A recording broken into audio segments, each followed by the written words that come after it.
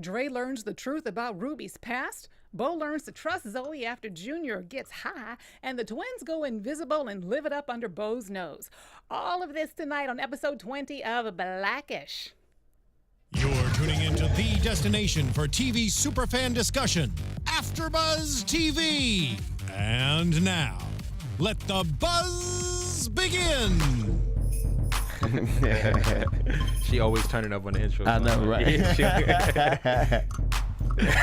There's nothing for me to say. Okay, right. Oh, pump it one time. You just gonna let me do this by myself? You holding it down. Yeah, you I'm got just it. You got it. You got it. Go with it. Go with it. Go with it. Go. Yeah. That's just Not the for the warm young up. audience. That's just the warm up. I know. I broke a sweat just now. All right. Hey guys, welcome back to Black. This is the Blackish episode. We have a very special guest with us tonight. Direct from the show Blackish. My name is Stacey, and you guys, welcome back. Episode 20. You can find me on social media anytime you want to, on Twitter at the Stacey Newsome, and on Instagram by the same moniker.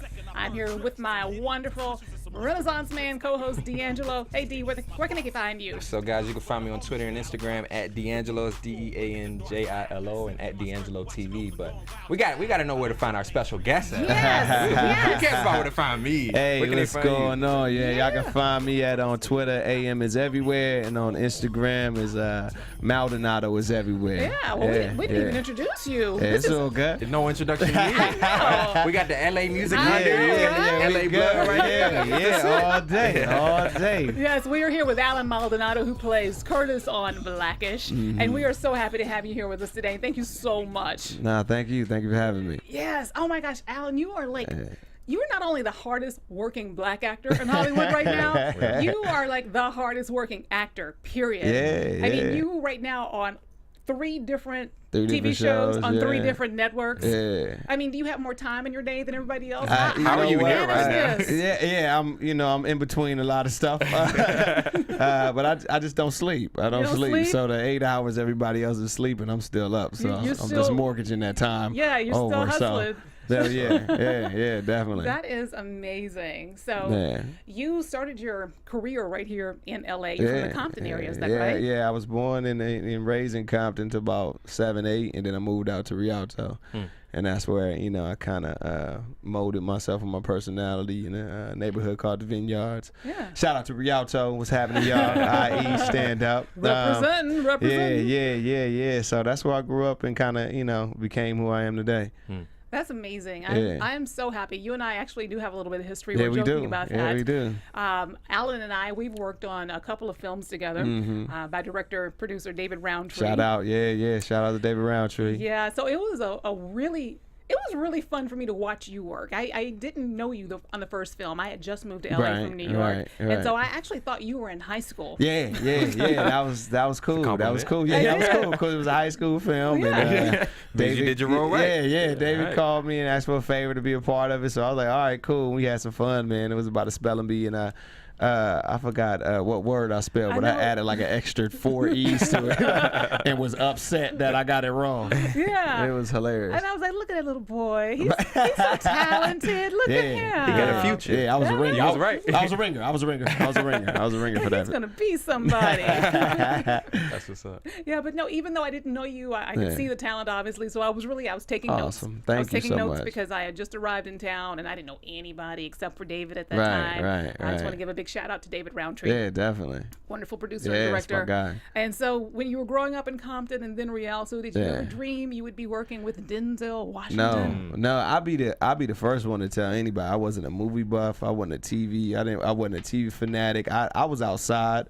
I was active. I was a Boy Scout. Where you should be. Kids don't go outside anymore. I was a Boy Scout, man. I knew how to rifle. I know how to shoot rifles, shotguns, bow and arrows. Well, I mean, from Compton. but that's before I was joining went to Boy Scouts. He said he was 7. Yeah, right. So I was always active. I never stayed in the house. My mom had a rule. If I wasn't, she always had a rule: if you're not doing nothing, you're getting in trouble. So that's kind of the tendencies and the habits that I have as an adult. Why I can't stop moving is because in the back of my mom is like, you're gonna get in trouble. So so I'm always working. I'm always busy. That's awesome. Yeah. And so you worked on so many films, but one of the big ones that stood out for DeAnJilo and I both is The Equalizer with Denzel Washington. Yeah, with D. Yeah. That's my guy, man. So what was that like working with him? It was phenomenal. What did you teach him? Well, I taught him how to, where his land on his mark, just to be natural. No, it was working with him was an incredible honor. Just being able to watch a master at work.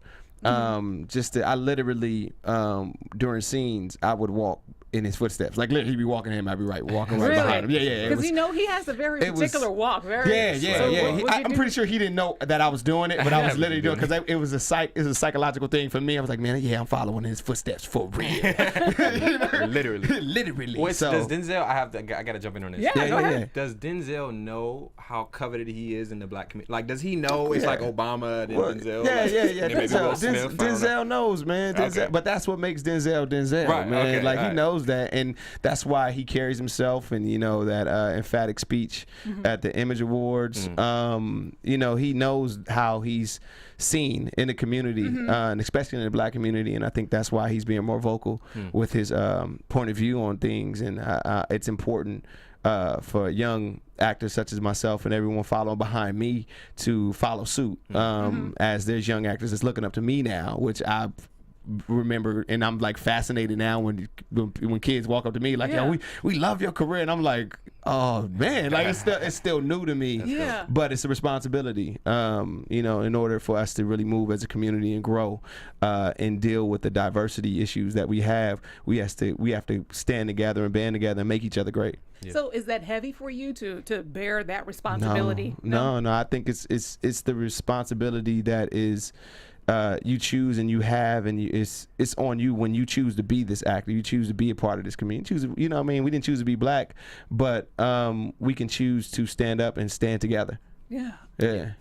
So off of that, because this is a conversation I was kind of having with a lot of people, but now it seems like there's just so many different type of shows from when it comes as African Americans that give opportunities now to show a lot of depth, because there was an era where like if you were black on TV, it was just kind of like, at least from what I saw, it was just like it was limited. Very limited. And limited. So you got a lot of shows. You got Atlanta, you got Shots Fired, you got a lot of different type of shows that basically you can have like a lot of. Does that excite you as for future opportunities? Has that affected you at all? Yes, it does. It excites me, and take it a step further. For me, it's not about just having a white show, a black show, a Latin show. It's about creating a show or creating a world inside entertainment that looks like the world we live in. Right? You go to Starbucks, it's not just black people there. It's not just white people. There's multiple ethnicities. In my neighborhood, it is mostly white people. I live in Studio City. Okay, well, I mean, but even then, there's still a mix, though. It's still a mix. It's still a mix, meaning that when you look around, there's people from all over the world, and it's different type of white people. You know what I'm saying? It's not just American white people. There's Irish. So creating a world that reflects that is the bigger thing for me, in being able to showcase that we're all the same. We all have a story to tell, and yes, we do. If we get the opportunity, and we have the economic power to support each other. So yes, we do. So I think that's the bigger goal of it all. Well, you work so much and so hard, and you've got so many credits on IMDb. How did Blackish come about for you? Wow, man, it was a blessing. I actually worked with Kenya Barris on another show that we did. It was a pilot that was on BET. It was starring me, Diggy Simmons, and Chris Brew, and Bria Murphy. And it didn't go through. And when that opportunity came, he went through the process of the pilot with Blackish, and it was already 12 episodes in. So when I became like a free agent, he snatched me up as far as being able to work with him on the last project that he worked on, and it was just an incredible opportunity for me. I still had to go through the audition process, you know, had to go in front of the network, ABC, and they approved it. So I just, for me, it was a thing of he you know, I wanted to make him proud because he believed in me, Kenya Bears. So I had to go in there and show out. So you're saying it wasn't a lock for you? No, it wasn't a lot. Okay. It was a lot. You know, he was rooting for me, of course. And it's great to have the showrunner rooting for you. But again, for me, it's that responsibility. It wasn't, I didn't go in like, oh, the showrunner's got my back. Like, no, I'm always about leaving my best foot forward and leaving a lasting effect on anybody that I perform in front of. You know what? I bet those ABC executives saw you in the B, and they were like, we want... Thank you, David Roundtree, as well. You know, that we want that kid right there. Yeah. That's what's up. So when we usually see you is in the workroom when they're discussing, the dynamic there is always so fascinating because I mean it's like I've always said the boss, he's like what white people would say if there was no pressure. Like, you know what I mean? Pete is hilarious. Yeah, and so I guess what is the dynamic there behind the scenes and on the scene? Like, how does it feel to just be part of that? Yeah. I can't stress enough how much of a family this family show is. Even in the office, when the camera's not rolling, we're laughing, we're enjoying each other's company, each other's personalities, and discovering each other's knowledge about each other's culture, because it's Blackish on the set of Blackish, where we, you know, we'll find out, oh, you didn't know that about black people, and vice versa, like, oh, we didn't know that. So it's a genuine camaraderie amongst us, and I think that's what's really showed on the show, and I think that's why people gravitate towards us, because it's genuine. Yeah, I would imagine it would have to be, because you can't play that. You can't play, you know, as far as, you know, if we're all tense and I don't really get your culture, but I gotta, you know, act as if I do. I mean, I would imagine that it would have to be a genuine sense of curiosity and wanting to know about, you know, about what you're talking about the other culture. That's the beauty of the show, is that I feel that it brings down the wall. It brings down the defensive wall that usually comes up when dealing with particular topics that we discuss. Meaning that, like the N-word, like the lemons. A lot of times when we bring those topics up, we quickly throw up our defensive walls and we don't listen. But on this show, we kind of stand on both sides of the fence, and everybody actually listens to each other. And I think that's what's just incredible about the show. That's fantastic. Well, speaking of Blackish, let's go ahead and recap this week's episode. Okay. Gosh, this was a cute episode. Yeah, it was really cute. It was cute. Didn't dive too deep. Sometimes they go super deep, and then other times it's just playful kind of. Yeah, sometimes it tricks you. You think it's going to be kind of a shallow episode, you know, and then it's like, whoa, we are in deep into the pool over here. Oh my goodness. So on tonight's episode, I believe we got a little bit ABC after school special on the Zoeys storyline. Basically, Bo, she's a helicopter mom. We all know that, and she is very worried about Zoe going off to college, and she sent Junior to a party with Zoe to look after her, but the tables got turned. And we discovered that Zoe is as responsible as Dre always thought she would, but Bo just can't seem to let go. You guys have any experience with helicopter moms? I mean, I've been helping raise my 5 nieces and nephew, so wow.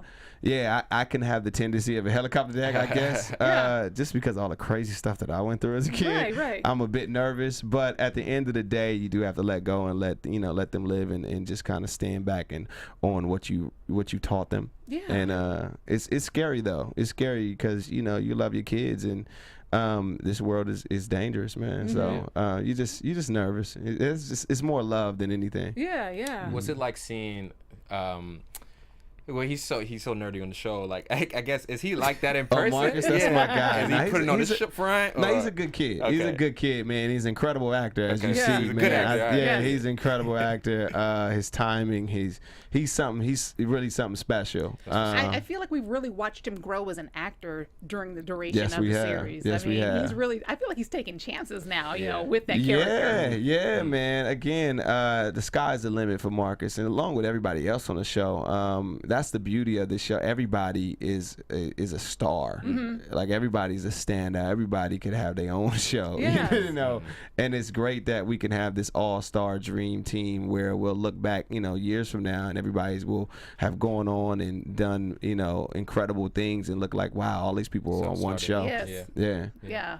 Well, the other storyline we had tonight was Dre finding out something about his mother. He didn't want to know. His whole idea of his mother shattered. And, you know, that's something you do have. That's real. Like that, you do have those moments, I feel like. You do. Yeah, that's a real thing. That you grow up seeing your parents or, you know, the adults in your life in one way because you only see them through one prism, right? And then you find out something about them where they let you know something about themselves, and you're like, my ears, I'm a kid, la la la la la. And it's like, it's almost devastating. It's like you see them as real people all of a sudden. It's like, I don't want to see you as a real human, person. You're limited. Wow. No. It doesn't usually happen when you're 40 and have 5 kids already, though. It's just a little later than that. Right. It's a little late, but late to that. You know, as soon as you have kids, you start to understand the aspects of the things that are in the closet, skeletons in the closet that your parents has, as you as a parent will hide them from your kids. As you're doing it, you're like, that's why she did that. You're like, oh, okay. Well, you know, I'm not the only one that thought of this.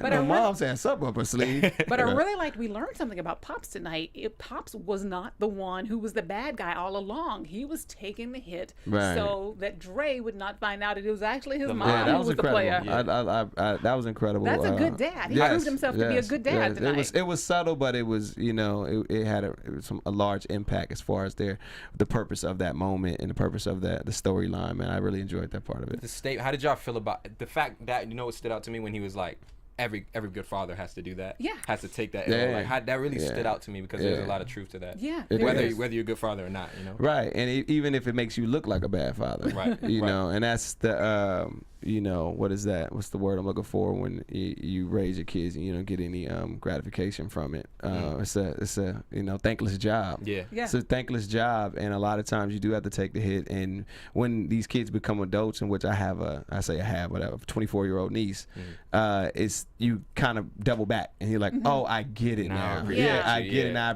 Like we argued, and you know, you went left when I told you to go right, but now it's like, okay, I see why you told me that. Right. Yeah. That's good. And then our little storyline, the twins and their adventure of being invisible and just doing whatever the heck they wanted to, thinking that, you know, nobody's noticing, and nobody really did notice. I think this is because that's the point. Nobody did notice. They was wrecking shop and no one cared. Literally. Yeah, it was funny. Do you guys think that dynamic's going to change when Bo has the baby, or are they going to continue to feel invisible? I think it's something that they can kind of touch on. And I'm pretty sure there will be a response at some point in regards to not letting these kids feel neglected, as most middle children do. And being that it's now 5 kids, that's a lot of kids. It's a lot of middle kids. It's only 2 bookends, you know. Everybody else in between is gonna have some trouble. Well, it was so much fun watching that episode with you. I'm glad we laughed at the same things. That was great. I didn't want you to think I was laughing just because you were laughing. I was laughing because we find the same things funny. So, Allen, you are so much more than a working actor, though. You're a writer, you're a producer, filmmaker, storyteller. You have a production company. You have a T-shirt line. You're in the music. My gosh, what's closest to your heart out of all the different things you do? I'm a creative person. You know, I love creating things. I love my mind works that way in the sense of it's not just one particular thing. Why acting really gravitates me, because I get to create every day within the role.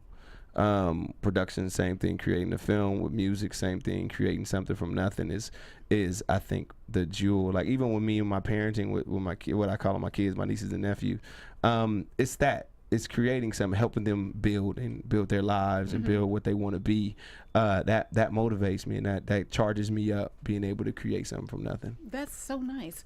Well, listen, any news you want to promote? Tell us all about. Yes. I love to promote my new app coming out next month. Everybody Digital. That's what's on your app, right? Yeah, plugging away. It's the first short film mobile app.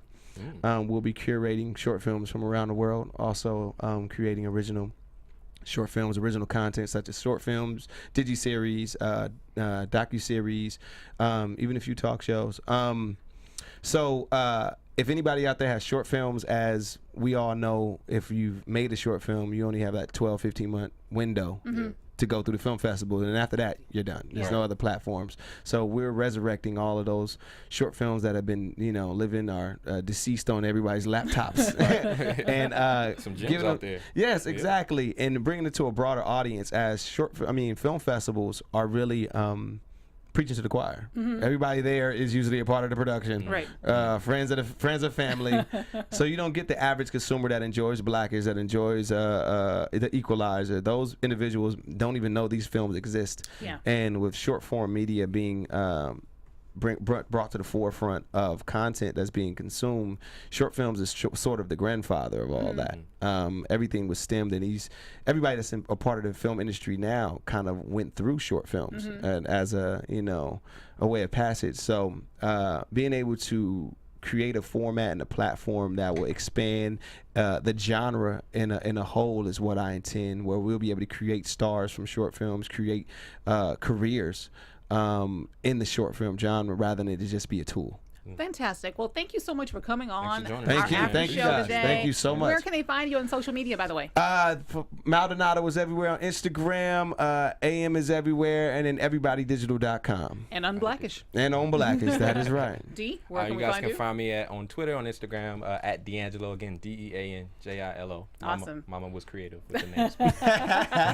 And everybody, you can find me on Instagram and Twitter at the Stacey Newsome. That's STACEY. Thanks for watching. We'll come back at you next week with the after show for Blackish. Later. Sweet. No doubt. From executive producers Maria Menounos, Kevin Undergaro, Phil Svitek, and the entire AfterBuzz TV staff, we would like to thank you for listening to the AfterBuzz TV network. To watch or listen to other after shows and post comments or questions, be sure to visit AfterBuzzTV.com. I'm Sir Richard Wentworth, and this has been a presentation of AfterBuzz TV. Buzz you later. Yeah. The views expressed herein are those of the hosts only and do not necessarily reflect the views of AfterBuzz TV or its owners or principals.